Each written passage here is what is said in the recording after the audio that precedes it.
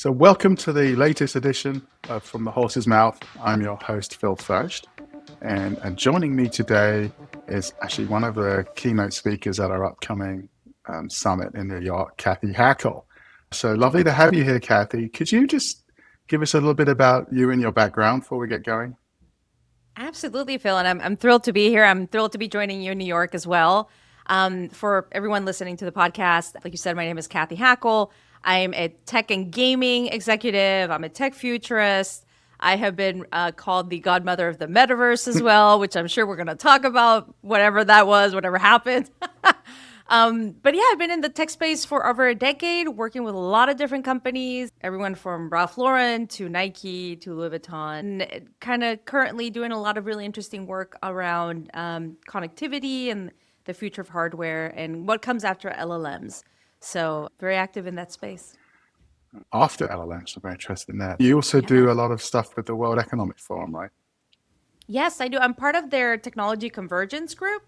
We actually had a recent meeting. There's a lot of really interesting data that they're putting out. So, very involved with the World Economic Forum as well. It seems like almost half a decade at this point, but yeah, very involved. Cool. So, emerging tech, what's the instinct you rely on to separate hype from something truly transformative, Cathy? Oof, I think it gets harder. I think this is the interesting thing. I think there's so many news being thrown at us and so many shiny objects, right, left and right. So I think personally for me, because I do focus on technology, right, tech specifically, I try to kind of stick to where I'm seeing maybe some signals. What are some signals that I'm seeing that might be relevant? How do they start to interconnect? So there's a lot of that goes on. I think also when people hear the word futurist, right, they're like, what is this? There's an actual, and some of your listeners might know this, but there's an actual discipline called strategic foresight, right, that you can actually get trained on to try to understand what the potential futures are. Because there's not, the future isn't here, we're creating it. And I know in your work you do a lot of this too, right? It's like, how do you start to understand how do you create the preferred future, right? Or the future that people want to work back from. I think for me, it's trying to make sense of the noise, and it's as noisy as it can be right now, but trying to also understand like what is relevant right now, what news are coming out that are relevant, what do I need to pay attention today, and what do I need to pay attention to tomorrow. And I think the other big thing here is also trying to like I share the term convergence, and I feel like it is a moment of convergence of trying to understand how this all kind of converges together. It's not just about AI, and I know that's the main focus that everyone's having, but AI in a bigger context and all the different things that come aligned to that. So yeah, I think it's hard, but trying to make sense of what's important within the clutter of so much noise that we're that is thrown at us Yeah, nowadays. yeah, I know it's terrible. I did an April Fool's blog and I made up something called future deployed vibing, and everyone believed it. I just made this up. That's how crazy it is, right? It's like I see Yeah. things. It's funny. Just yesterday, I'm looking at Instagram and I find this video of these little like baby donkeys, and I'm watching it and I'm like, they're so cute. And then I'm with my daughter, who's 9, mind you, and she's like, "Mom, that's got to be AI." And we kind of watched it a little bit longer, and eventually, there's those. We can still tell at times what could be AI. And I was like, "My gosh, I was so disappointed because the baby donkeys were so cute." I know. But yeah, it's just hard. It's hard. We believe so many things nowadays, right? I actually saw those baby donkeys as well, and I clicked on it, and now I get lots of different angles and views of baby donkeys, and I wish they were yeah. real. I wish I could have a little baby donkey at home, like those Uh, tiny ones. I'm like, that's perfect. but does it matter if they're real? Well, if you want one, right? If you want one at Oh no, home, like my 9-year-old's begging for one. I'm like, honey, they're got not it, real. I can't get you a baby donkey. A virtual one got it. maybe, but I can get you a Okay. Tamagotchi. There you go. That's terrific. Terrific. Anyway, talking about things that got hyped to death and maybe didn't quite evolve the way they were supposed to. The metaverse we were mentioning, what actually happened with that, and what parts do you think have quietly survived after its death spiral? I think the idea and the concept of the metaverse that was maybe presented to the masses um, did not survive for 2 reasons. I think there was little understanding of what it was or what it could be. I also think that if you subscribe to the vision of what the metaverse was for someone like Mark Zuckerberg, who went all in, changed his company's name, etc., it was a very specific vision, virtual reality driven, avatar driven. Avatars at that point without legs. Now they do have legs. I think that was a very specific vision. Then you also had, I think, the Web3 blockchain world also using the term to mean something completely different. So I think there was a lot of confusion. What definitely happened is it was a victim of the term was a victim of all this hype, of all this confusion, of different groups trying to take over the term. What I believe still remains is the idea and the concept that the web is evolving and that it'll turn into something else, right? So what I'm seeing is a lot of people like myself kind of changing. Maybe we don't call it metaverse, maybe we call it spatial web, right? And I know we're going to get into spatial and everything that comes with that. But I do think it is as an evolution. I see the metaverse craziness as a rehearsal of some of the things that we're facing right now, right? Because obviously right now the big question is AI in a bubble, like all these sorts of things, right, that are coming up. So I do almost see that moment as a rehearsal to some of the things that we might see. Obviously, these are very different things. AI is truly transformative, right? But yeah, like what happened? I think there was a lot of confusion around it. Some of us tried to explain it. I remember whenever I got on stage and I spoke about it or whatever interview or book I wrote, I always said this is the convergence of physical and virtual. In my perspective, the holy grail moment of the metaverse or the spatial web happens when you extend computing into the physical world, right? Because all my metaverse education really came from Magic Leap, a company that created, like spatial glasses like the ones behind me before that was a thing, before Meta was bringing us the Meta Ray-Bans. So for some of us, our idea of the metaverse was very different than what kind of was presented to the masses. Yeah, it was like a big prequel to ChatGPT 3.5 and everything, wasn't it? When suddenly that hit, and I mean, now we've got to a point where I don't even know how I did my job 2 years ago. Yeah. Yeah. I was literally thinking about that the other day. I was like, wow, like there's so much that I use AI for nowadays. Like, I don't know. It's a really interesting moment. I will say, because you also asked about what survived, I think the fact that gaming as an industry, even though it's hurting right now with a lot of layoffs and a lot of things happening, as a component of the economy remains incredibly important, right? It's bigger than music and Hollywood combined. And I think gaming is infrastructure, critical infrastructure for the future of agentic and the future of physical being expanded into the physical world. So I believe those parts remain important, and that is a legacy of the metaverse days for sure. Yeah, I mean, to that end, then, as we get beyond this AI noise, where is capital and real innovation flowing in immersive and emerging tech? I think we're seeing really interesting moves in capital. I mean, up until very recently, I would say a lot of capital was being deployed or coming from the UAE or Saudi Arabia. Obviously, those things are kind of a bit on hold right now because of current situations. But I definitely see capital starting to be deployed, in Africa and emerging Asia and other markets, right? Not just the United States. I think that's definitely a big change. Is the idea that Silicon Valley remains where most venture capital comes from, but the reality is that you can innovate anywhere nowadays, right? Where you don't have to only be in Silicon Valley to have a successful AI startup. Jan LeCun has just proved that, with AMI, his world models company out of France, raising what is it, a 1 point something billion seed round, which still is crazy in numbers. But yeah, I think that those sorts of things are changing the capital game. Like, you can innovate from anywhere if you have the right idea and you're working on the right thing. And then I also think mentioning Jan and mentioning some of the things, that I see coming is that we are slowly understanding that it's not just about LLMs. LLMs have definitely changed how we do work, and especially with open Claude and everything that's happening with agentic. But I also think that we need newer models and newer architectures in that space in order to get to a true agentic future and to that physical AI moment that a lot of people in this space are talking about. My perspective is that you cannot reach that next step with just large language models, right? You have to have newer models and newer architectures, especially ones that understand the physical world and can simulate it in order to get to that, that next phase of AI. So that's definitely kind of what I'm seeing in a nutshell. Yeah, I mean, LLMs have really optimized a lot of the tools that we were using personally. So, Yeah. we can integrate Gmail with Calendar and OpenTable, and we can take risks and try new tools out. And many, many people are investigating LLM type technology because it's easy to use, it understands human syntax, and it's changing our lives. And then we go into the workplace and suddenly it's monolithic. Your data is stuck in silos and there's committees for everything. And it's like we've now had our eyes opened as to how we can manage information and create information and be quicker, smarter, slicker at what we do. But then taking that almost into a corporate setting is a complete headache. And we've got data to show only 7% of the Global 2000 have reached any type of agentic maturity.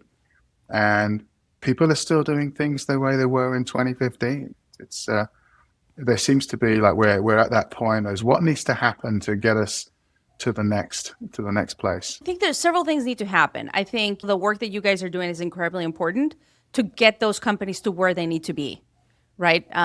Agility, which is not the favorite word of traditional enterprise companies. They want to use the word agility, but in reality, it's really hard for them to pivot and be scrappy and move fast, let alone break things, right? Move fast and break things. That's a really hard thing for them to do. But I think more understanding, more ROI, and definitely the advice from the right partners, I think is critical for all these companies.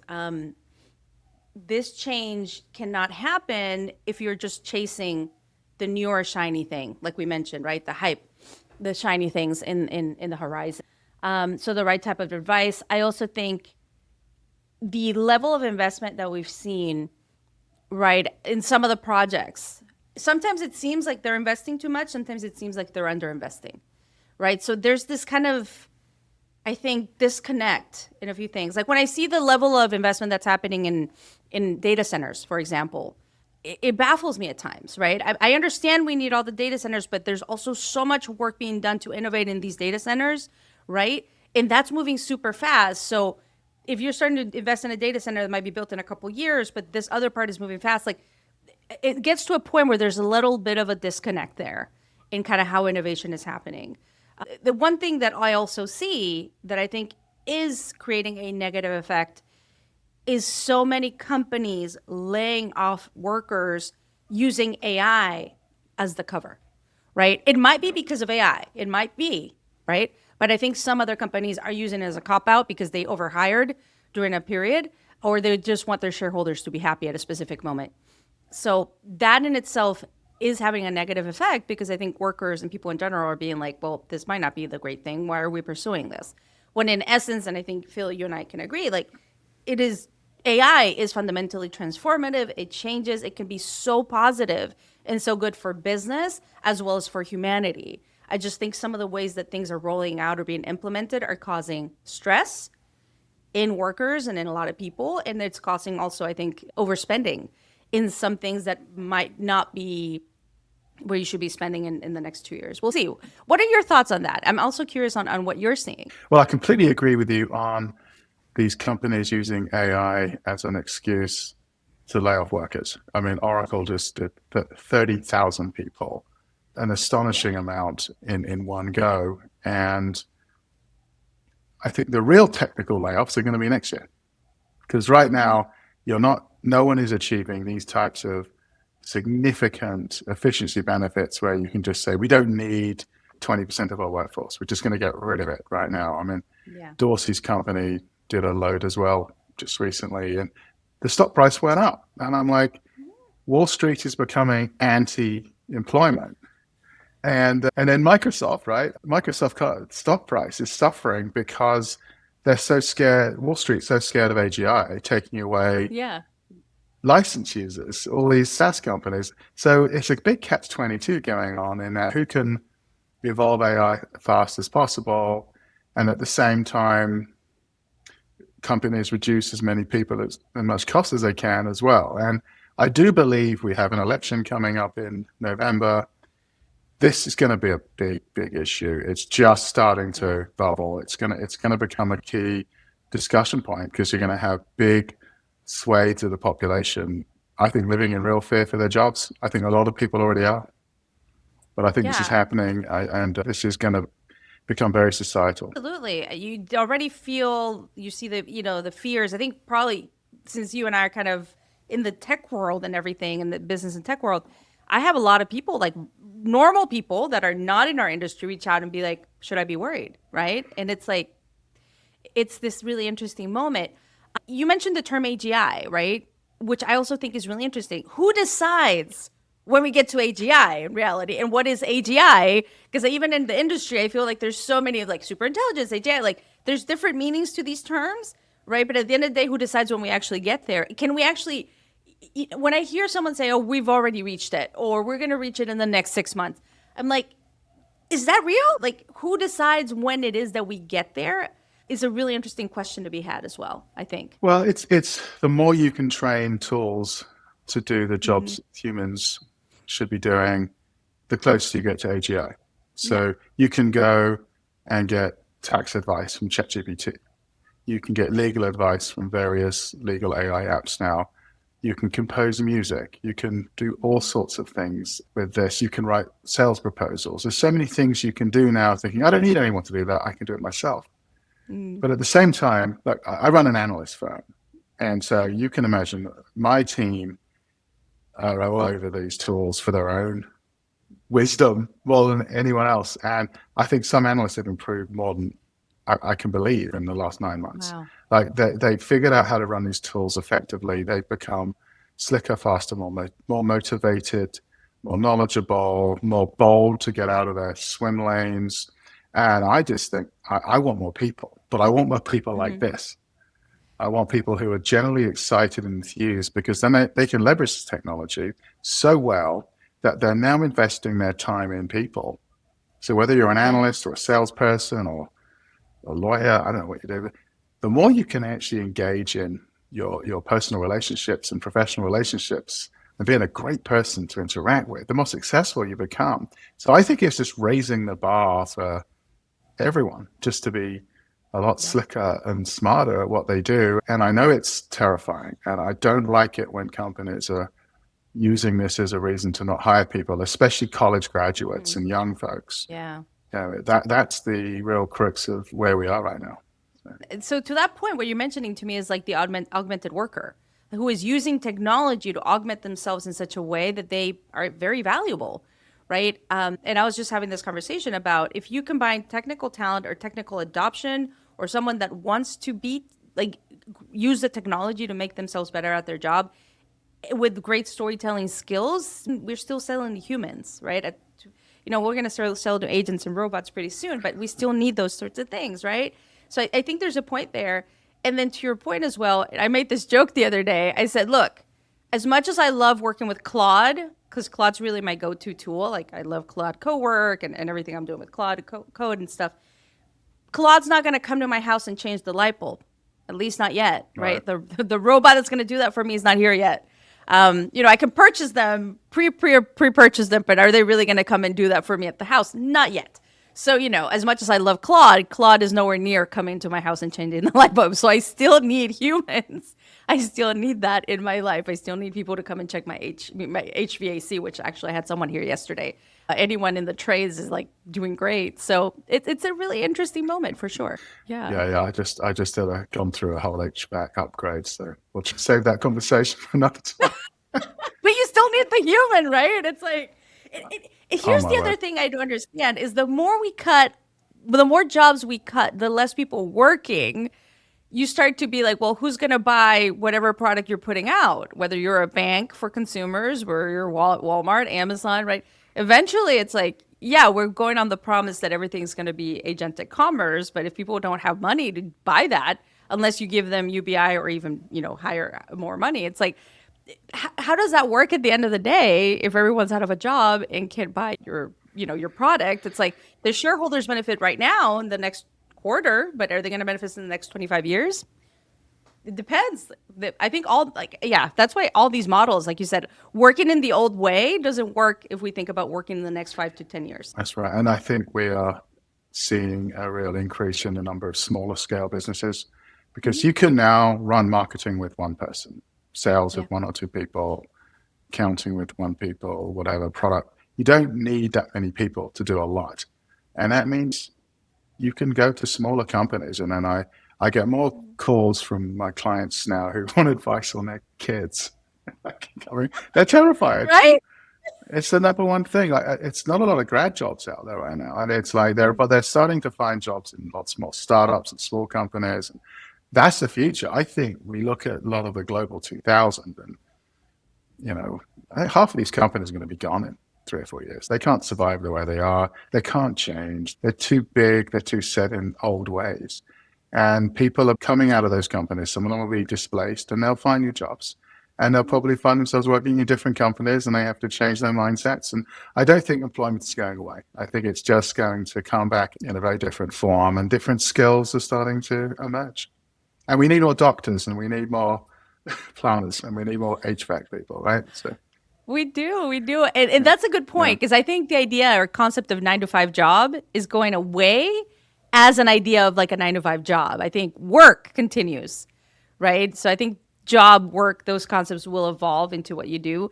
And you just made me think about a really interesting statistic that I was reading is that Roblox, the gaming platform, I think most people yeah. that listen to this have probably come across Roblox as a gaming platform, but massive. Roblox is minting more teenage millionaires than YouTube is, right?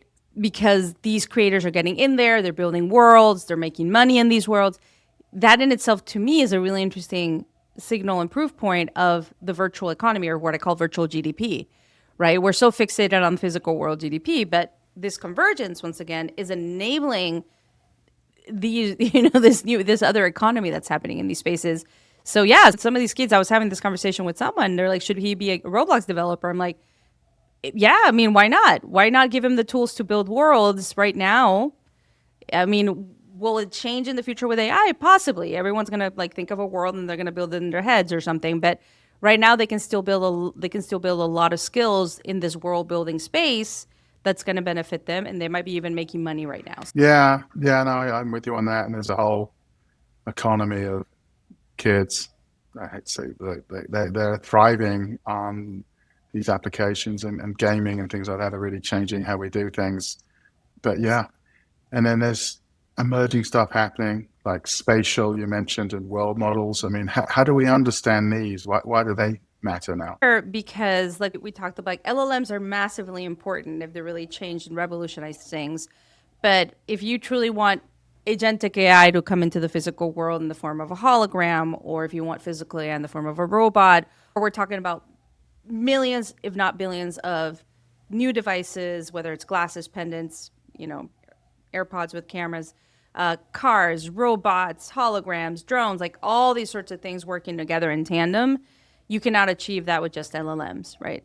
You need these newer models. So, world models specifically, which is a very hot word and with a lot of investment and capital is starting to go, is about simulating the physical world and teaching, robots, cars, vehicles, like computers, whatever, to understand the physical world. But then you also have geospatial models that have trained on data from the physical world on a constant basis that is updatable, right? So these are two areas that I'm looking at very closely. Obviously, a lot of the work in world models, which is very important, and that is pretty much spatial intelligence. But the other side of spatial intelligence beyond simulation is geospatial models. So yeah, I think that there's going to be a lot of continued interest and investment in that next stage. And Jensen Huang has talked about, Jensen Huang and Cathy Wood and a lot of people, about the next iteration of hardware being AI hardware. Obviously, Meta's looking at glasses, but there's robotics, there's all these vehicles that are, coming to us, et cetera. In order for AI to understand and see the physical world, you need new models. It can't just be done by LLMs. So I truly do believe that the model per se, especially the large language models, are not the moat anymore. The moat is in the hardware, which has access to real world data that trains on a constant basis, whether it's for simulation and world models or whether it is for, large scale geospatial applications. So, which industries or use cases do you think are going to going to adopt this fastest, and where will it really struggle to take hold? I think as humans, there's still an element of not necessarily wanting to put something on your face, like a face computer, glasses. I think a lot of people do. Like a lot of people wear glasses, like yourself, like I do it sometimes. But do we always want these devices to be on recording everything? I'm not sure. I think we're going to have different form factors, different types of devices that we might be able to use. They might come on our face, they might be on us, or they might be something on our desks. So I think we'll see that there's still, I think, reticence when it comes to adopting some of these things. So I see that, but I also do see, I think if you go to any mom, for example, I'm a mom of 3 kids, and you tell me I've got a robot that can do your dishes and fold your laundry, I would probably want that robot, right? I would probably want that robot. I would appreciate a robot like that. It's funny because when I wash the dishes here at home, I've got a little sign in front of the windowsill that says, Alexa, do the dishes. Which I wish, I have a dishwasher, which is the closest I can get to that robot. As long as these technologies make our lives as humans in the physical world better, we will adopt them more. Or as long as they help us maybe connect with one another better. So if these glasses allow me to do hologram calls with my dad, who's far away, like those sorts of things I think are really what starts to change humanity. I always joke about that. It was like Facebook didn't become as big or as popular until like the older crowd started to jump in. Like my parents jumped in when they could only see pictures, like the pictures of the grandbabies were there. Right now they're all over it. I'm no longer on it. And my kids are definitely not on Facebook. So I think that's those kinds of adoptions. When I think about these devices and glasses, for example, I think about glasses that allow us to communicate with each other in a more 3D way. I think that'll be, and also memory preservation, which is both exciting yet creepy. I think that'll be a kind of another important use case there. But yeah, I think the hardware is where the mode is, but it is an uphill battle for society to adopt some of this hardware, especially if it's something you have to put on your face. Yeah, no, I agree there. And a lot of this is, how we shape society as it moves forward. Now, Australia, Indonesia, Malaysia, they've all, I think, banned the use of social media for under 16s.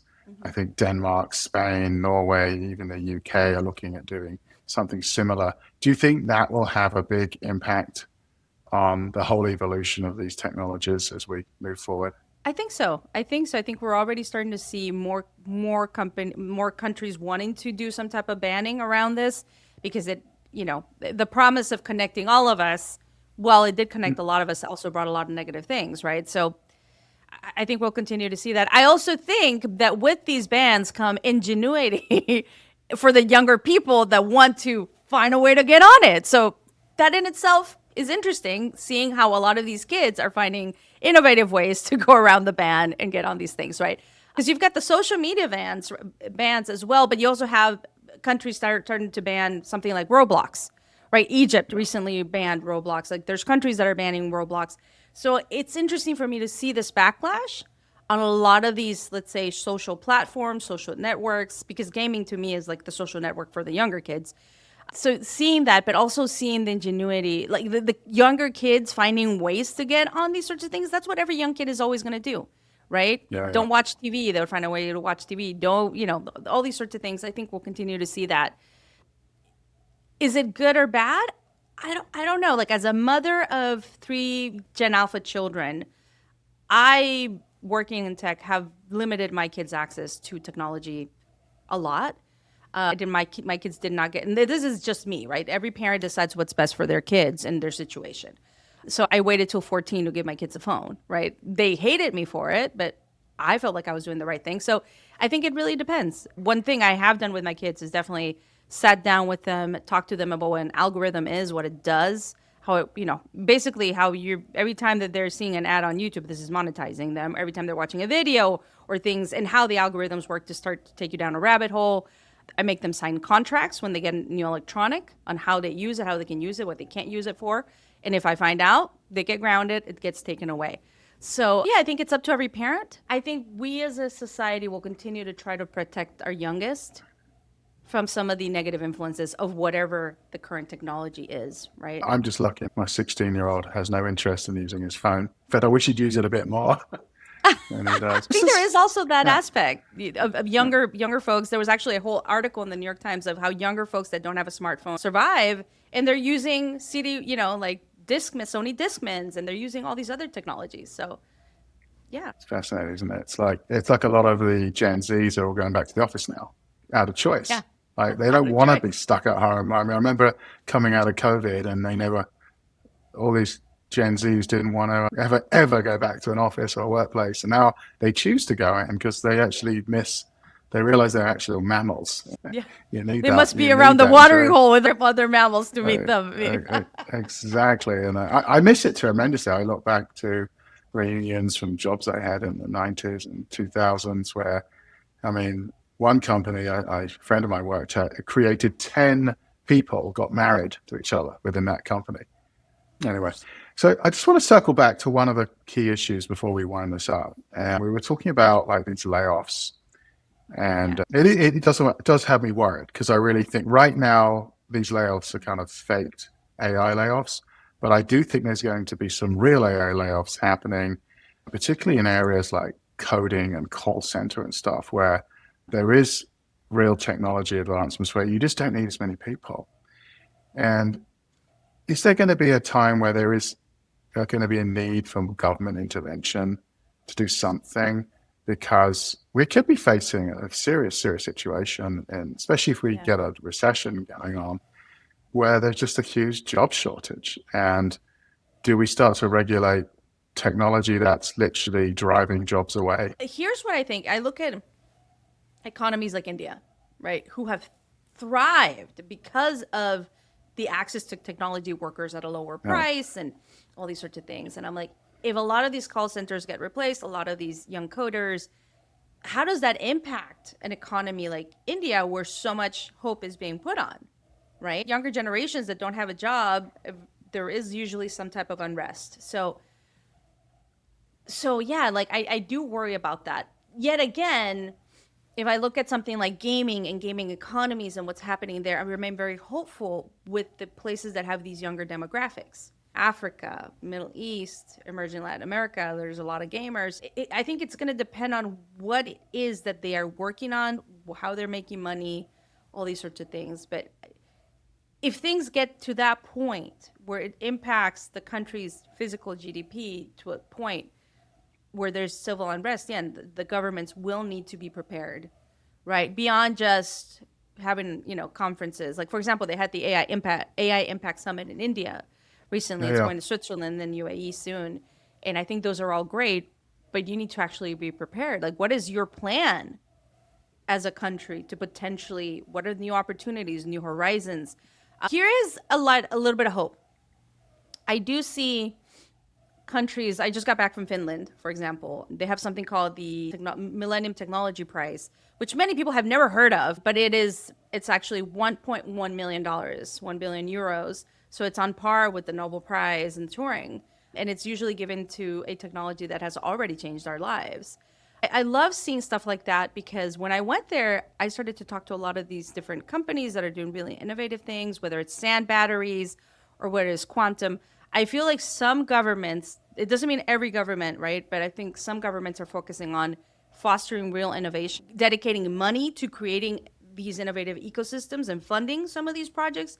And then I also see a lot of countries, at least some of the countries that I'm talking to, governments, is like, what is the next phase? Like, if we cannot rule in AI because we're not an AI superpower, or we just don't have the capacity to be an AI superpower, where can we double down? And I'm like, well, look at different technologies, whether it is biomaterials, maybe something like graphene or whatever's happening in these new, nanocarbon technologies. Or whether it is quantum. Like quantum is not just computing. There's quantum communications, quantum sensing. Is there anyone doing really innovative things? So I do remain hopeful that we might be able to find pockets of innovation that might not give us the number of jobs that you're seeing, for example, in like India in the tech space, but some jobs might migrate to different areas of technology. So I do think I remain hopeful in some ways that maybe there will be pockets of innovation that we might be able to latch onto. Yeah, so Yeah, we'll have no, to see, but it is worrisome. I agree with you. yes, and I mean, I spend a lot of time in India. I've been there twice this year already, and they're not fully aware of, I think, what's about to hit them over there. Yeah. And you try to bring it up, and it's a lot of they're very happy with the way they've evolved, and the growth, the tremendous growth of that economy and the knowledge economy. But then I look at the mindset and the mentality of particularly, the Fortune 1000, which has this Pyrrhic mindset of just wanting to cut out costs, and Wall Street want them to get rid of people, right? So it worries me that we could get to a pressure point where things start to go negative. But I also harbor the hope that emerging technology breeds a thirst for new technology. I love Jevons principle, or Jevons paradox, I think, where he said the cheaper intelligence gets, the more people want it. Like it's like us as individuals. The better we get at our jobs, the more motivated we get, the more we do, the more areas we try. So I really hope a lot of people are just going to get smarter and better at what they do, and as these tech tools get better. Because think how much they've advanced in just the last year. And I think you've seen it maybe with some of your friends that are doing OpenClaw. Like I'm a Claude co-work kind of gal. That's my go-to. Like I just love Claude. So that's my go-to for kind of creating anything there. But I think some of my OpenClaw friends that are doing amazing things, and they're coming up with all these solutions and all these sorts of things, actually tell me I am offloading a lot of work to AI, but I've never worked as much. Like they're barely sleeping because there's all these ideas on all these things they want to do and build, and they're in this constant state of building. And I find that fascinating, right? Because part of me is like, well, I want to just offload everything, not everything, but I want to offload a lot to AI to go have more time with my kids. But then again, I hear some of my friends are like, I'm barely getting any sleep because I'm doing so much with OpenClaw. I'm like, wow. So I don't know. It's really interesting moment, I think, for humanity. It's very, very exciting and a little anxiety inducing all at the same time. Look, I think we're going to have a great conversation in a few weeks' time in New York, Cathy, and I've really enjoyed the last 45 minutes or so we've just spent together. So thank you very much for your time, and I can't wait for you to meet our networking community close up, and also for airing this podcast. We'll share it very shortly. Fantastic. Thank you for having me. Right. See you guys in New York. Thank you, Cathy. Thanks for tuning in to From the Horse's Mouth, intrepid conversations with Phil Fersht. Remember to follow Phil on LinkedIn and subscribe and like on YouTube, Apple Podcasts, Spotify, or your favourite platform for no-nonsense takes on the intricate dance between technology, business, and ideological systems. Got something to add to the discussion? Let's have it. Drop us a line at fromthehorsesmouth@hfsresearch.com or connect with Phil on LinkedIn.